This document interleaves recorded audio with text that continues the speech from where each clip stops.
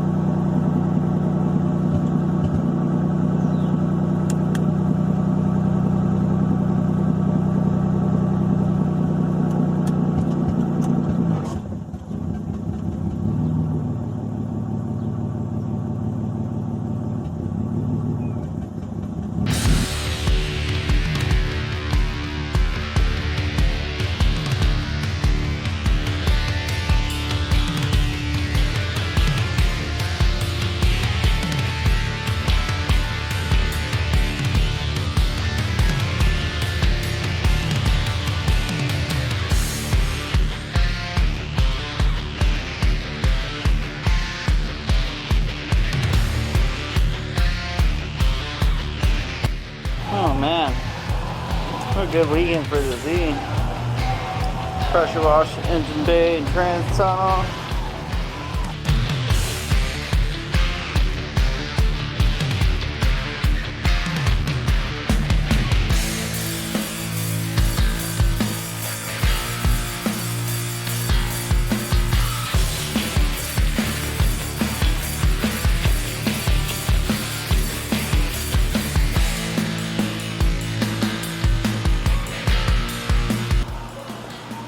Oil pan gasket done, rear main seal done, valve cover gaskets, got the balancer and timing covers back on, alternator mounted up, got these pulleys painted, and then after that I'm just going to bolt the torque converter flywheel from that, put it on this, mount it up to that transmission.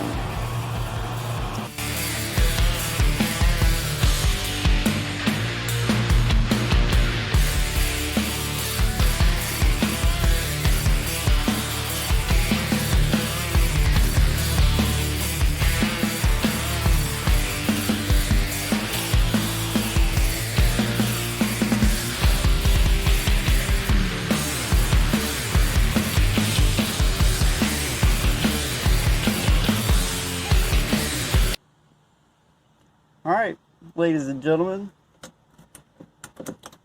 first crank. Let's see how it goes.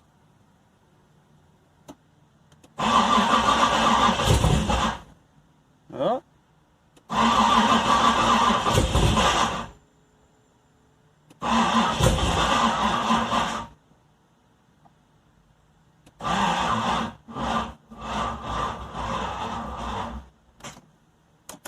It tried.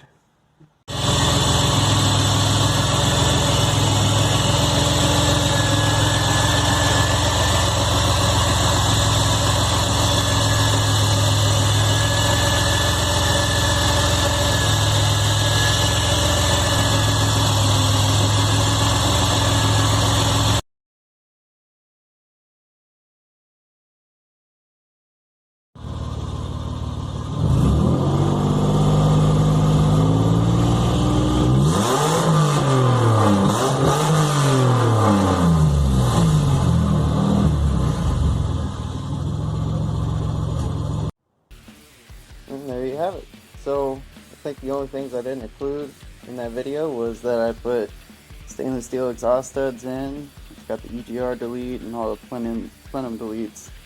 And if you want to know any more about the car, it's got a 3-row radiator, E-fan, MSA sway bars, Bilsteins, Eyebox springs, all poly suspension, V2 diff mount from old school ASCO, which is now PPI. So there you have it.